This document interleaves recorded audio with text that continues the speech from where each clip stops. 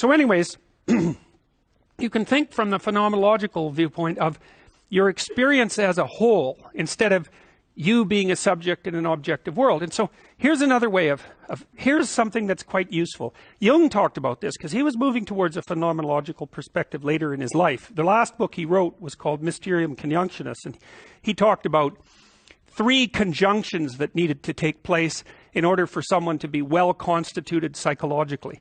And you know how Piaget talked about learning that you could not only follow rules, but that you could make rules for new games as sort of the highest level of moral development? I would say Jung extended the Piagetian moral continuum up past what Piaget had envisioned. Now, he didn't do that because he wasn't trying to extend Piaget's model, but you can think about it the same way. And it's not easy to come up with a moral mode of being, say, that transcends the ability to make rules for new games. That's damn smart, man. That's a major home run by Piaget as far as I'm concerned. But Jung said something like this. He said, look, when you're going through the process of psychological integration, here's a way of conceptualizing it. And he thought about this as symbolically as male-female pairings, because as I've tried to point out, one of the most fundamental categories that our mythological imagination uses to structure the world is the category of masculine and feminine. And it moves that around. You know, it's a fundamental metaphor, so you can move that around anywhere. And so Jung thought, well, one of the things that you're trying to do is to get your thoughts and your emotions integrated. And so, you know, the classic Enlightenment viewpoint, roughly speaking, is something like passion is the enemy of reason, right? And so to the degree that you're rational, it's sort of a Freudian viewpoint. It's because you got your emotions under control. And there's some truth in that, but not enough truth. I like the Piagetian idea better, which is that, no, that isn't what happens. What happens if you're playing the proper game is that you integrate your emotions underneath your thinking, something like that. So they're all working in the same direction, you know. So, for example, you can make your anxiety work against you or for you. And one of the ways I made a program called the Future Authoring Program that I think helps people do that. Because one of the things you see when you're talking to people and they're trying to solve problems is that they're afraid to face the problem. And so then their anxiety is working against them, and you can think about it as antagonistic to rationality. But then I could say, well, why don't you think for a while about what your life would be like if you didn't face this problem? Because if you think that through, if you have a problem and you really think through what the consequences are going to be in 3 to 5 years of not facing it, then you're going to get more afraid of not facing it than facing it. And that's great, because then your anxiety, instead of standing in front of you, instead of you having a dragon that's guarding the path in front of you, you have one chasing you down the path from behind. That's a lot more useful. And so, you know, that's just a minimal example of the utility of getting your emotions and your thoughts aligned the same way. The same thing happens with aggression. You know, one of the most common reasons that people come and seek psychotherapy really is because they're too agreeable. But what that means is they're not assertive enough. They haven't integrated their capacity for aggression, and so other people can push them around.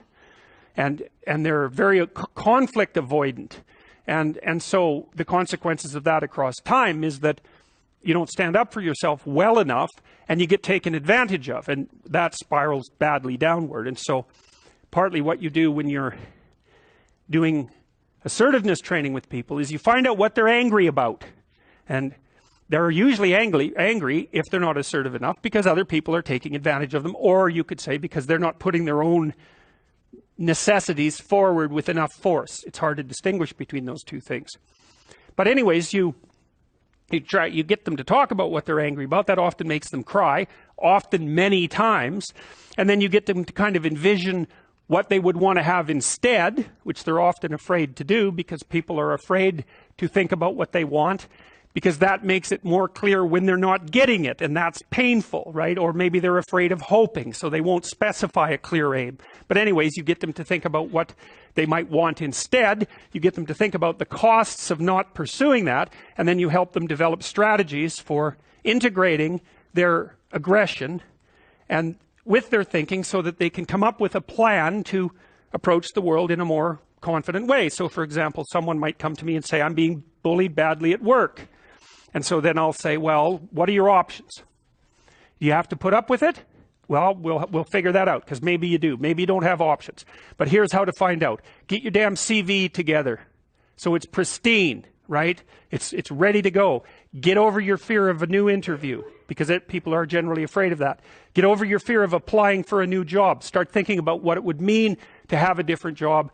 Start thinking about what it would mean to have a better job even, because maybe your fear is just making you stuck here. But I can tell you one thing, if someone's picking on you at work and you don't have options, you lose. So you get the person to start building a strategy. It's like, okay, if you're going to tell this person to stop, you have to know how to make them stop. And the one thing you need for sure is an option. And if you don't have an option, then maybe we start thinking about the fact that you need some more training or something like that, because you cannot negotiate if you don't have any power. So, because especially if you're dealing with someone who's really out to get you or really disagreeable, if you don't have a leg to stand on, they'll just push you over. And maybe they'll jump on you too, because that's what they're like and they enjoy it anyways. So it's no joke.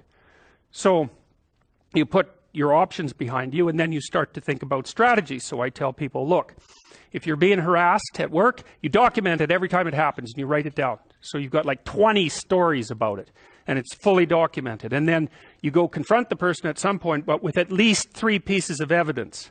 And you have some sense of what you tell them about what will happen if they don't stop. So you have to figure out, well, if they don't stop, what are you going to do about it? Leave? Not if you can't leave. So you have to be able to, wield a big stick and speak softly. But you see, that way that's how you take your aggression, which is an absolutely necessary part of your psyche, and manifest it up into a sophisticated means of dealing with the world. You don't just suppress it. You say, well, I should be able to put up with it. Or I wish I wasn't so angry or something. It's like, forget that. That's all that'll happen is your blood pressure will stay high and you'll die of a heart attack, because anger, for example, is a very toxic emotion. And it does cause heart damage over time. It's the only emotion that we really know that's been linked to things like cardiovascular risk. And anger is toxic, because it's like you're driving a car, you're stepping on the gas and pushing on the brake at the same time, because anger tells you to run away and to attack at the same time, because you don't know what's going to happen. And so it really amps up the physiological demand on your body. And so if including your heart and your musculature. So if you stay like that for like 10 years, you're going to age 20 years. And that's a bad plan. I lose my ability to think straight or intelligently in confrontational or unfriendly social situations. Any suggestions for adaptation or improvement? Well, a couple, I suppose. One is that when you get nervous in this kind of situation that you're describing, what often happens to people is they start paying attention to themselves. They get self-conscious. So, let's say I got self-conscious all of a sudden during this Q&A.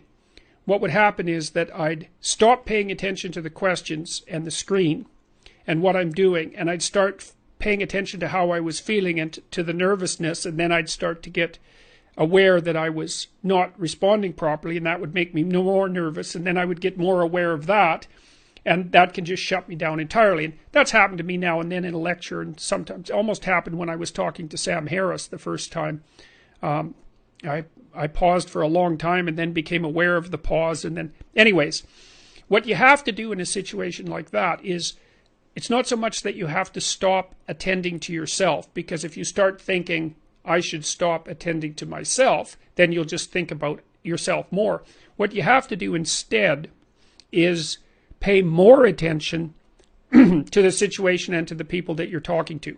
So you have to increase the degree to which you're attending outwardly, and that'll stop you from attending inwardly. That's a very effective technique. You can practice that, generally speaking. Every time you get nervous, start paying more attention, and that'll help you out a lot.